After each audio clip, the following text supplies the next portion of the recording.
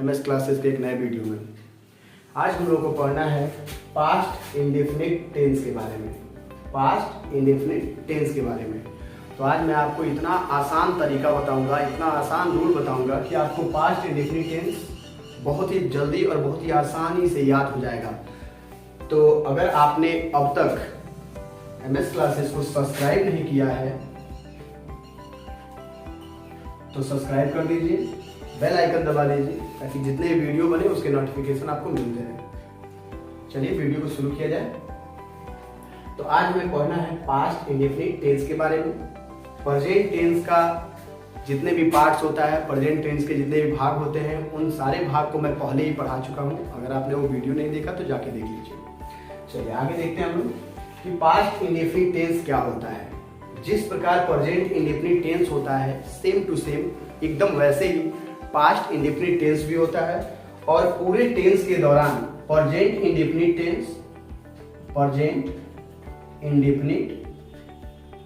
Tense का affirmative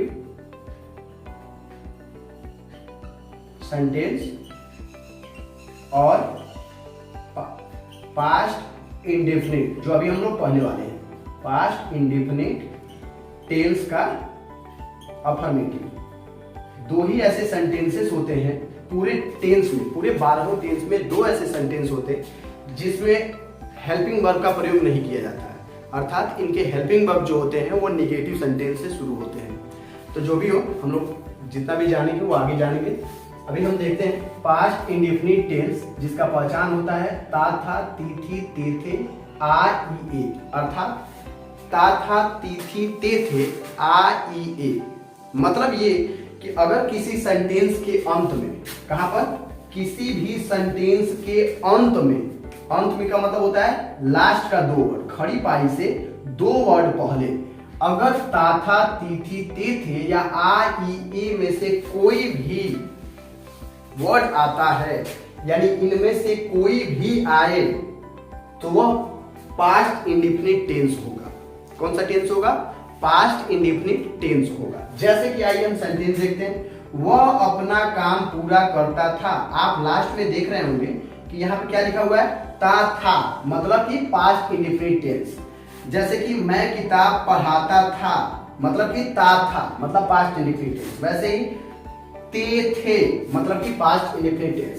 वैसे ही बनाती थी, ती थी, ये भी पास्ट इंडेफिनिट टेंस। रेखा गाली देती थी, मतलब ती थी, मतलब पास्ट इंडेफिनिट टेंस। वैसे ही वह मुंबई गया,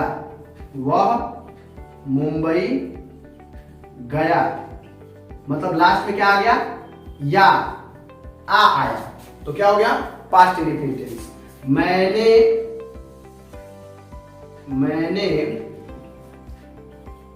उसे पीटा, क्या आया? आ आया। क्या आया? आ आया, तो वो भी क्या हो गया? Past indefinite tense. मतलब जिस सेंटेंस के अंत में ता था ती थी ते थे आ ई ए इत्यादि शब्द आते हैं उनको पास्ट इंडेफिनिट टेंस कहा जाता है। क्या कहा जाता है? Past indefinite tense. और जैसा कि मैं पहले ही आपको बता चुका हूं कि एक टेंस को 6 भाग में करके पढ़ा जाता है। कितने भाग में? 6 भाग में करके पढ़ा जाता है। तो उसमें से पहला अफर्मेटिव का होता है, दूसरा निगेटिव का होता है, तीसरा इंट्रोगेटिव का होता है, चौथा इंट्रोगेटिव निगेटिव का होता है, पांचवा क्वेश्चन वर्ड इंट्रोगेटिव का होता है और छठवां क्वेश्चन वर्ड इंट्रोगेटिव निगेटिव का होता है। यानी ये 6 तरीके होते हैं, 6 सेंटेंस होते हैं जिसमें एक टेंस को पढ़ा जाता है। तो सबसे पहले हम ये जानते हैं कि इसके की पॉइंट्स क्या क्या होते हैं। यानी कि पास्ट इंडेफिनिट टेंस जानने के लिए, पास्ट इंडेफिनिट टेंस को पढ़ने के लिए हमें सबसे पहले क्या जानना चाहिए? हमें सबसे पहले ये जानना चाहिए कि पास्ट इंडेफिनिट टेंस के अफर्मेटिव सेंटेंस में वर्ब के सेकंड फॉर्म का प्रयोग किया जाता है। किसका प्रयोग किया जाता है? वर्ब के सेकंड फॉर्म का प्रयोग। अब ये वर्ब क्या होता है इस पर भी मैंने आपको वीडियो बनाया हुआ है, आप जा करके उसके भी देख सकते हैं और ताकि आपको वर्ब आसानी से समझ आए। चलिए, तो अफर्मेटिव सेंटेंस यानी पास्ट इंडेफिनिट टेंस के अफर्मेटिव सेंटेंस में वर्ब के सेकंड फॉर्म का प्रयोग किया जाता है। किसका प्रयोग? वर्ब के सेकंड फॉर्म का प्रयोग।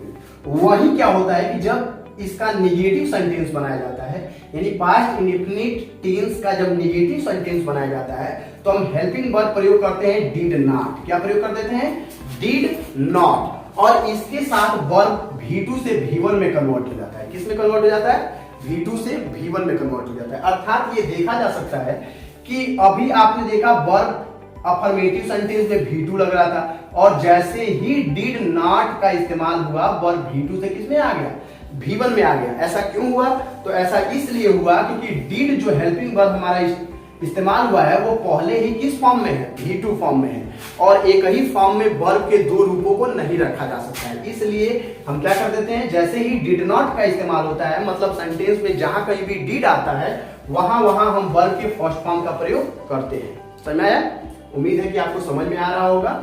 चलिए अब इसके आगे देखते हैं, थोड़ा सा और आगे बढ़ते हैं तो हम देखेंगे कि अब इसमें ज्यादा की पॉइंट्स नहीं होते हैं, दो ही की पॉइंट्स है, आपको ये दोनों याद रखने।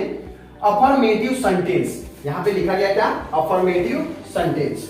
अब इसका रूल आपके सामने है जिसमें सबसे पहले क्या लगाया गया है? सब्जेक्ट, और उसके बाद से वर्ब के सेकंड फॉर्म का प्रयोग करना है, फिर ऑब्जेक्ट लगाना है, फिर क्वेश्चन सॉरी अदर वर्ड लगा देना है। मतलब एक सेंटेंस आया होगा जिसके अंत में ता था ती थी ते थे में से एक आया होगा और उस सेंटेंस की शुरुआत हमें सब्जेक्ट से करनी है।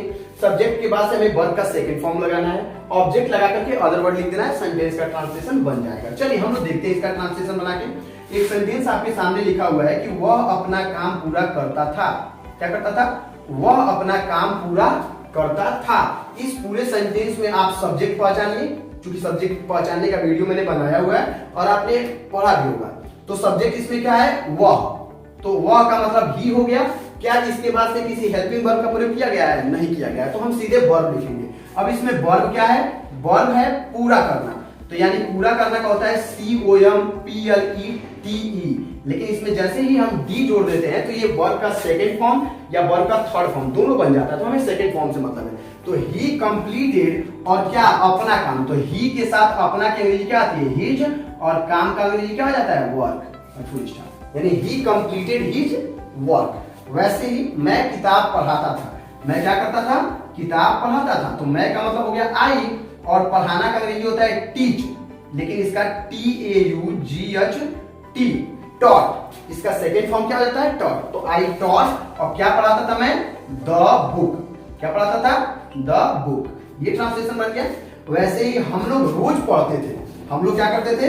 रोज पढ़ते थे। तो हम लोग अंग्रेजी हो गया वी, और रीड का फर्स्ट सेकेंड और थर्ड तीनों फॉर्म एक ही हो गया।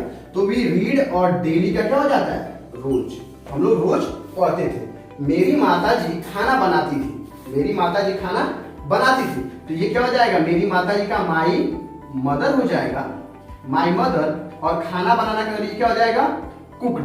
My mother cooked food, my mother cooked food, और ये फुल स्टॉप लगा देंगे, सेंटेंस का ट्रांसलेशन बन जाएगा। सेम टू सेम रेखा गाली देती थी। तो सब्जेक्ट क्या हो गया इसमें?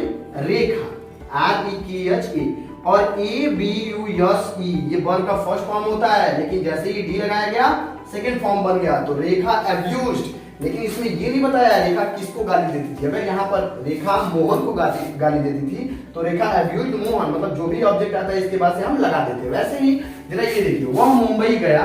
तो वह मुंबई गया, तो ही और गया का अंग्रेजी क्या हो गया? Went to Mumbai. मतलब ये हुआ कि यहाँ पर हमने वर्ब के सेकंड फॉर्म का प्रयोग किया। ठीक है। जस्ट वैसे ही मैंने उसे पीटा, मतलब IBEATEN, बीटेन, और हिम। ये हो गया आपका। चलिए आप चाहें तो धीरे धीरे नोट्स भी बना सकते हैं, वीडियो काफी धीरे है और आप देख रहे होंगे। एक बार फिर से ऊपर से रिवाइज कर लेते हैं। पास्ट इंडिफिनिट टेंस, ता था ती थी थे, REA। अफर्मेटिव सेंटेंस में वर्ब के सेकंड फॉर्म का प्रयोग किया जाता है। वहीं नेगेटिव सेंटेंस में डिड नॉट प्लस V1 हो जाता है। अफर्मेटिव सेंटेंस का ये रूल है और इस रूल पर ये सारे सेंटेंस बनाए गए हैं। चलिए अब मैं क्या करता हूं कि आपको इसी सेंटेंस पर कुछ वर्क दे देता हूं जिसे आप कंप्लीट करके लेके आएंगे। चलिए तो देखते हैं, वीडियो रोक रोक करके आप चाहें तो इस सारी चीजों को लिख लेंगे। चलिए देखिए, इसमें मैं कुछ आपको वर्क दे देता हूं, इसको आप पूरा समझने के बाद से इसको बनाइएगा। मोहन छत पर पतंग उड़ाता था। हम लोग नदी में नहाते थे। थे। कविता अपना पाठ याद करती थी। साथ साथ लिखिए मेरे, करती थी। चौथा लिखेंगे वे लोग मंदिर में पूजा करते थे। पांचवा, मैं तुम्हें पैसा देता था। ठीक है, चलिए आप लिख लीजिए इस वर्ड को। इसके बाद से हम क्या करते हैं, इसका अगला जो सेंटेंस है यानी निगेटिव का जो सेंटेंस है वो हम पढ़ते हैं। क्या करते हैं, हम निगेटिव वाला सेंटेंस यहां लिखते हैं। तो NEGATIVE, निगेटिव सेंटेंस। क्या पढ़ते हैं, निगेटिव सेंटेंस। अब इस निगेटिव सेंटेंस का जो रूल बनता है, क्या बनता है, रूल। तो उसको हम लिखते हैं सब्जेक्ट, और सब्जेक्ट के तुरंत बाद हमें क्या इस्तेमाल कर देना है, डिड और नॉट का, और वर्ब का V2 पार्ट और किस में बदल जाएगा, V1 में, ऑब्जेक्ट और अदर वर्ड लिख देना है लास्ट में। ठीक है, ये हमारा नया रूल बन गया।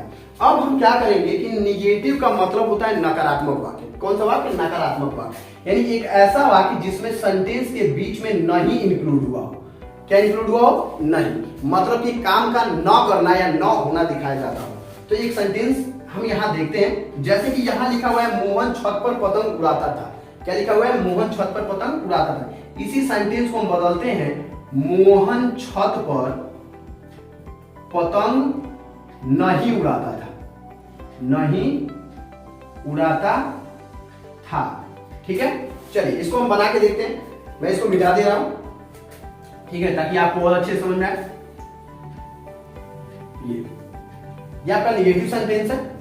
तो मोहन छत पर पतंग नहीं उड़ाता था, तो क्या हो जाएगा, सबसे पहले हमें सब्जेक्ट लगाना है। यहां हो गया सब्जेक्ट मोहन, और मोहन के बाद डिड नॉट लगा देना है। क्यों डिड नॉट लगाना है यहां पर, क्योंकि डिड नॉट जो है, यानी डिड एक ऐसा हेल्पिंग वर्ब है जो singular subject, singular plus plural subject दोनों के साथ इस्तेमाल होता है। अर्थात कि अगर आपका सिंगुलर सब्जेक्ट जो यहां लिखा हुआ है, क्या लिखा हुआ है, ही सी इट या एक नाम, या फिर plural subject I we you they या दो नाम, इससे अधिक नाम भी हो सकता है। अगर ये दोनों के दोनों यानी इन दोनों में से कोई भी आता हो तो हम डीड का प्रयोग उसके साथ कर देते हैं, क्योंकि डीड सिंगुलर और प्लूरल दोनों के साथ प्रयोग किया जाता है। तो हमने मोहन के साथ डिड नॉट लगा दिया। अब हमें वर्ब चाहिए, तो वर्ब क्या है इसमें, फ्लाई। अच्छा, यहां हम फ्लाई का प्रयोग क्यों कर रहे हैं, वर्ब का फर्स्ट फॉर्म है इसलिए किया जा रहा है क्योंकि इसके साथ डिड नॉट लगा हुआ है। अगर डिड नॉट V2 है इसलिए हम इस फॉर्म को V1 में रखेंगे। तो मोहन डिड नॉट फ्लाई, और क्या उड़ाता है वो, द काइट का। क्या उड़ाता है, काइट। और कहां पे उड़ाता है, on the roof, on the roof.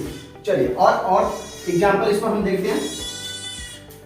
अगर कहा जाएगा बकरी दूध नहीं देती थी, नहीं देती थी, यानी क्या हो जाएगा, the goat did not give, क्या हो जाएगा, मिल्क। ठीक है, कहा जाएगा नेता गाली नहीं देते थे, नहीं देते थे, तो क्या हो जाएगा, क्योंकि ऐसा सही है नहीं, LEADER, द लीडर्स, यानी बहुत सारे नेता की बात की जा रही है, the leaders did not abuse. ठीक है, इसके बाद से हम लोग और देखेंगे इसका एग्जांपल। कहा जाएगा मेरे पिताजी मुझे पैसा नहीं देते थे, नहीं देते थे, तो क्या हो जाएगा, माई फादर, माई, साथ साथ आप लिखते चलिए, माई फादर, फादर के साथ क्या लगा देंगे, डिड नॉट गिव, और किसको, मुझे, गिव मी मनी, यानी my father does not give me, sorry did not give me money. एक सेंटेंस और देख लेते हैं इसका। अगर कहा जाएगा कि गोलू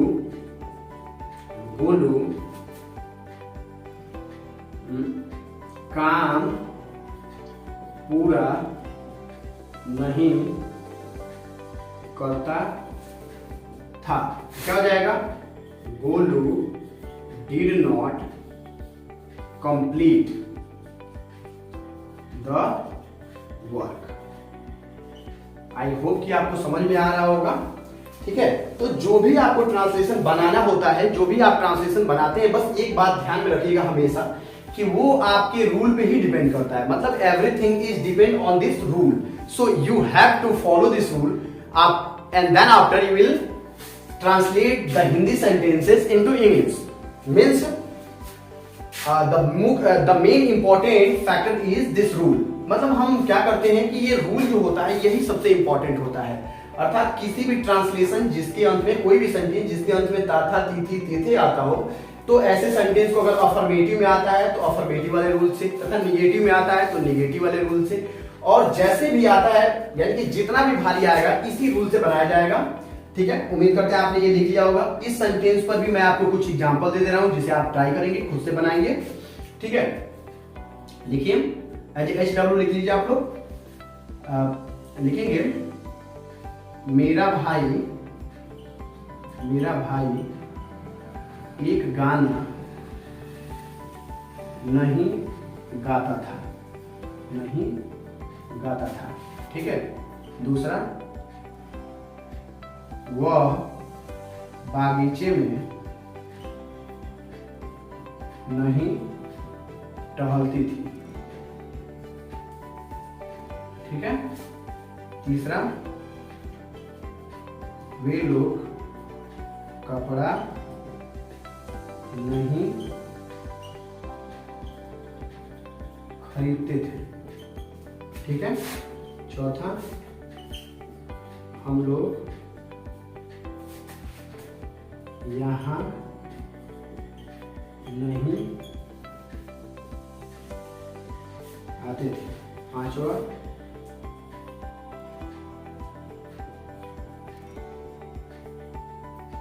सीता जंगल में नहीं रहती थी। ठीक है, तो आप ये वर्क नोट कर लीजिए, इसे आप अपने मन से बनाएंगे। उम्मीद करते हैं कि ये वीडियो आपको समझ में आया होगा। तो अगर आपको वीडियो समझ में आया तो आप चैनल को सब्सक्राइब कर दीजिए, वीडियो को लाइक कर दीजिए, और ऐसे ऐसे वीडियो पाने के लिए हमेशा हमारे साथ जुड़े रहिए, MS क्लासेस के साथ जुड़े रहिए, क्योंकि आपका प्यार और आपका दुलार ही हम लोग को आगे बढ़ाएगा। आपके वीडियो सब्सक्राइब करने से, लाइक करने से हमें उत्साह मिलेगा, और आगे हम और भी बहुत सारे ग्रामर के रूल और बहुत सारी चीज़ें आपको बताते रहेंगे। तो आज की वीडियो में बस इतना ही। मिलते हैं अगले लेक्चर में, अगली क्लास में। तब तक के लिए thank you, have a nice day. आप खुश रहिए, अपना ध्यान रखिए। Thank you.